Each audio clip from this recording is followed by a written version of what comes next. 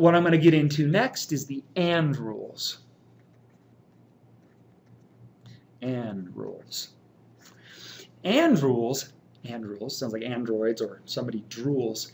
AND rules, put a little parentheses so it doesn't sound so goofy. The AND rules have to do with something called independence,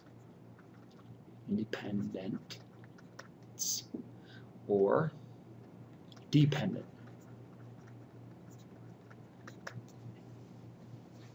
All right? Okay, now, let's start nice and simple. I want to figure out the probability that I flip a head on the first coin that I flip. So I'm going to take a coin, I'm going to flip it 3 times. Okay? I'm going to flip a head on the first coin, and I'm going to flip a head on the second coin, and I'm going to flip a head on the third coin. Now, the first thing that we need to do before we talk about these types of problems is we need to discuss something called the fundamental theorem of counting, or principle. Principle.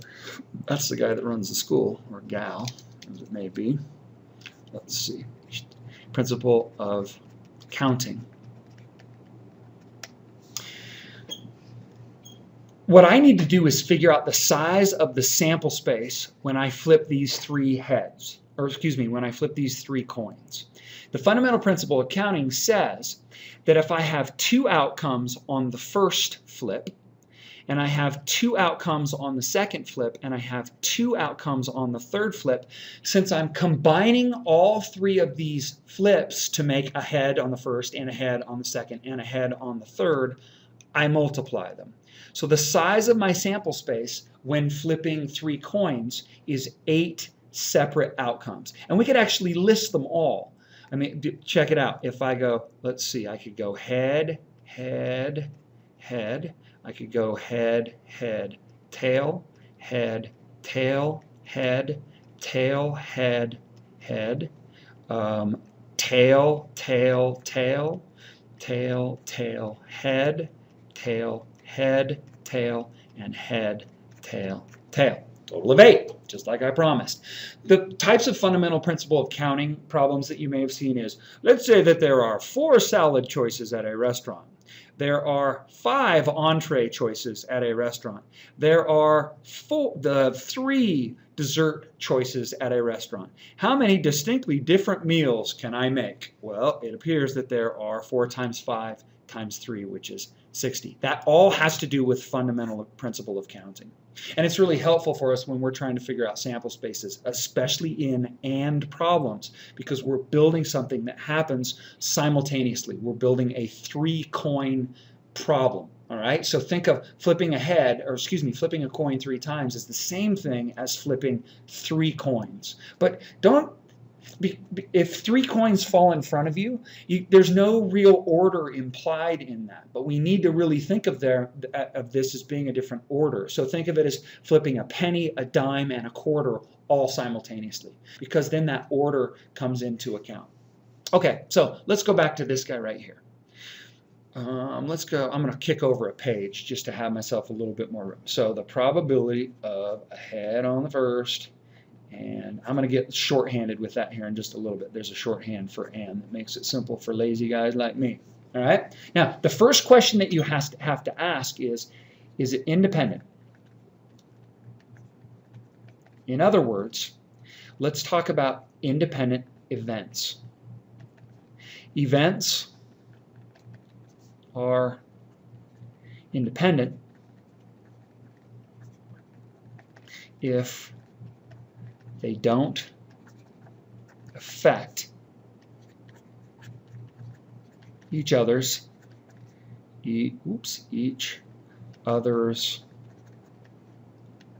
probability. All right. In other words, if I flip a head on the first coin, will that have anything to do with the probability of me flipping a head on the second coin? That would I'm hoping that you see that the answer to that is absolutely not. Okay.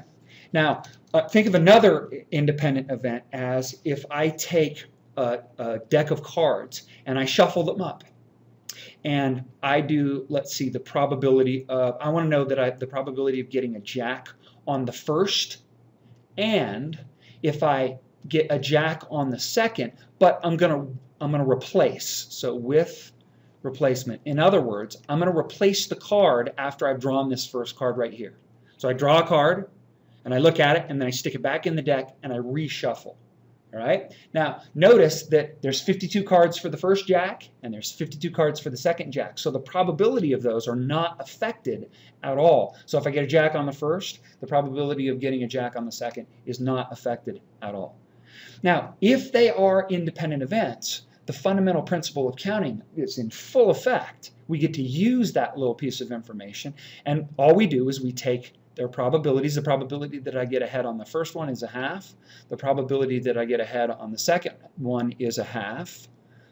And the probability that I get ahead on the third one is a half, and I end up with 1/8.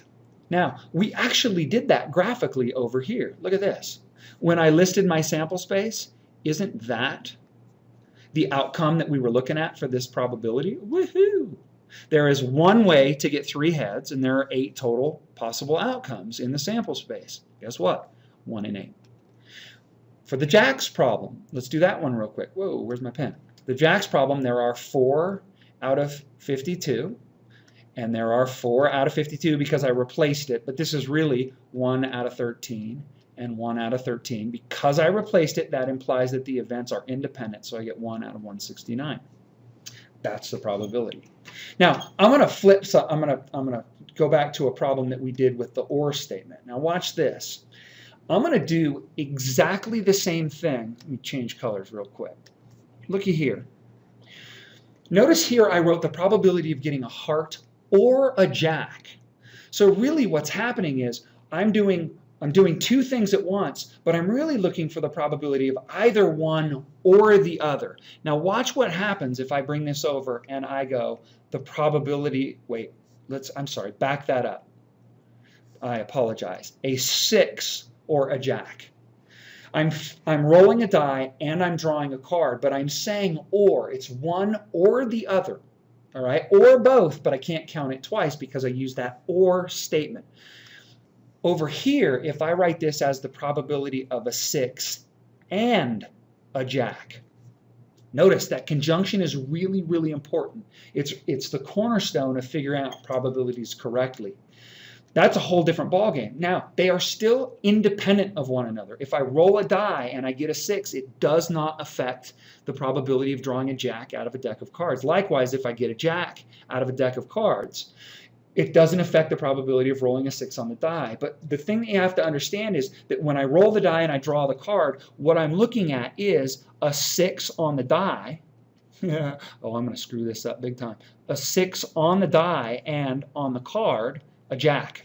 Now, it could be any one of the 4 jacks. But because they're independent, I simply multiply their probabilities. The probability of getting a 6 is 1/6.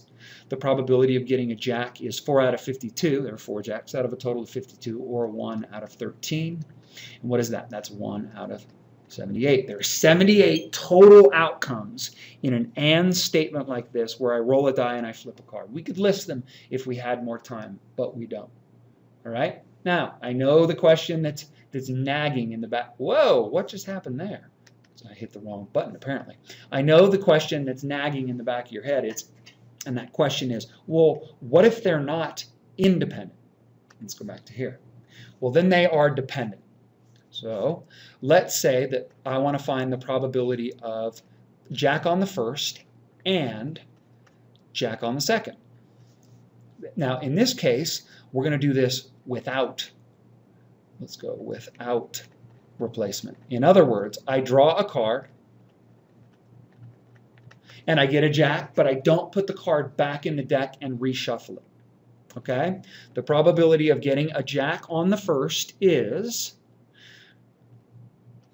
4 out of 52. But on the second one, now remember, I'm still making what is ostensibly a two-card hand. The probability of getting a jack on the next one, well, think about this. How many jacks are there left? There's 3. How many cards are there left? There's only 51, because I already burned one of my cards here. All right? So the probability of getting a jack and a jack in a two-card hand, if I flip them up one at a time, is, oh, good gracious, how the heck am I going to do it? You know what? I'm lazy. I know it's 12. Let's see. Oh, sorry, you guys. I don't mean to be too lazy, but it's getting a little late. 12, 26, 52ths. 12 out of 26, 52ths. If I use my fancy math and I go to, I think I can reduce it.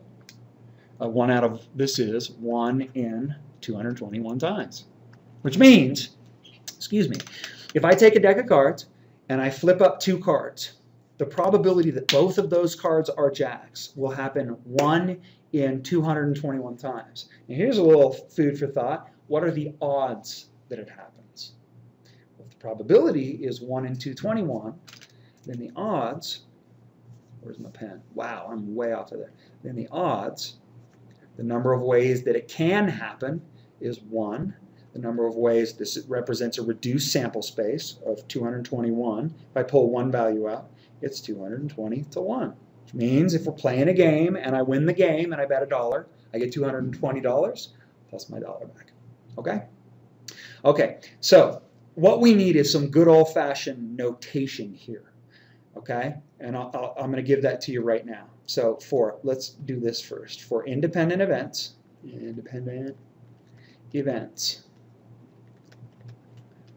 the probability of A and, I'm going to underline that, B, is equal to the probability of A times the probability of B.